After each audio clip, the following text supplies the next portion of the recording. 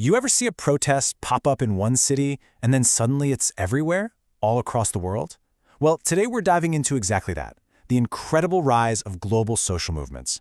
We're going to look at how activism completely broke free of national borders. Let's get right into it. And this right here, this is the core idea for everything we're about to talk about. Just let that sink in for a second. It means a single idea, a single protest in one country, can now ignite a chain reaction across the entire planet. It's fundamentally changed the rules of politics. Okay, so what's the big deal? What actually makes these modern global movements so different from the protests of the past? Let's break down what makes this new style of activism tick. Well, there's a term for them, new social movements, or NSMs. And the key thing to get is their structure. Think less like a pyramid with a CEO at the top and more like a spider's web, a decentralized network. There's often no single leader, and they're all about direct action. You know, the huge demonstrations and occupations we see on the news. And this is where it gets really clear. When you put them side by side, the difference is just, wow. On one side, you have the old school pressure groups, right? Like established charities or trade unions. They have a formal structure, a clear boss, and they usually try to work within the system. But NSMs, they're a totally different beast. They're fluid, leaderless, and they challenge the system from the outside, directly. And listen, this isn't just some abstract theory. I guarantee you've heard of these. Think about the environmental movement or modern feminism. They aren't just one single organization. They're these huge, sprawling global networks of different groups all pushing in the same direction. And of course, you've got things like the Occupy movement, which is a perfect example of this decentralized model. So this all begs the question, why now?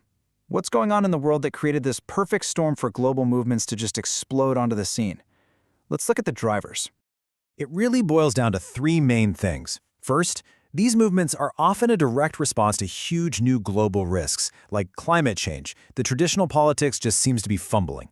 Second, they tap into that growing feeling that a lot of us have, that feeling of not being in control of our own lives, which makes people want to do something. And third, the real game changer, the internet. And yeah, let's just hammer this point home, because the internet is absolutely crucial. For a movement with no real leader or central office, the web is its central nervous system. It lets activists all over the world share info in an instant, coordinate massive protests, and even get their message out directly, completely bypassing the traditional media. All right, theory is one thing, but let's make this concrete. Let's zoom in on a massive case study, the so-called Anti-Globalization Movement, which really blew up around the turn of the millennium. To give you a sense of the sheer scale we're talking about, just look at this number. 250,000 people. That's how many protesters descended on Genoa, Italy, back in 2001 to protest a G8 summit. This was not a small, local thing. This was a massive, international mobilization of people. Okay, and here's a super important point. The name anti-globalization is actually pretty misleading. The movement wasn't against the idea of a connected world, not at all. It was against a very specific kind of globalization, what's called neoliberal globalization. That's the idea that free trade and open markets should be the top priority above pretty much everything else. This quote really gets right to the heart of their entire argument. Their core claim was that the whole global economic system is basically rigged. They argue that these powerful multinational corporations and big organizations like the World Trade Organization create rules that benefit the rich and powerful while trapping developing countries in poverty. But of course, it's never that simple, is it? This movement sparked a huge, complicated debate. So, let's be fair and take a look at the key arguments from both the movement itself and from its critics. Okay, let's unpack this a bit. The movement supporters would point to things like so-called structural adjustment programs, these really tough economic policies forced on developing nations, and say, see, they didn't work. They'd also point to China's rapid growth, which happened under state control, not a pure free market.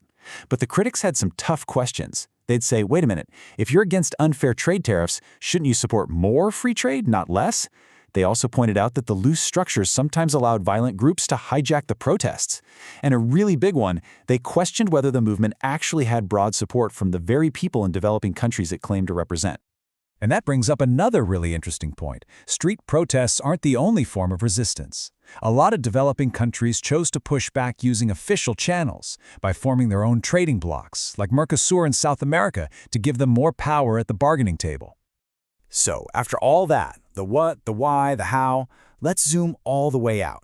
What's the big takeaway here? What does this all tell us about power, people, and protest in the world we live in today? It really just comes down to this. In a world where power itself has gone global, these movements are the people's answer.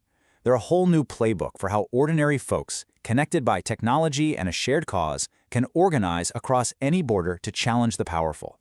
Which leaves us with a final question to think about.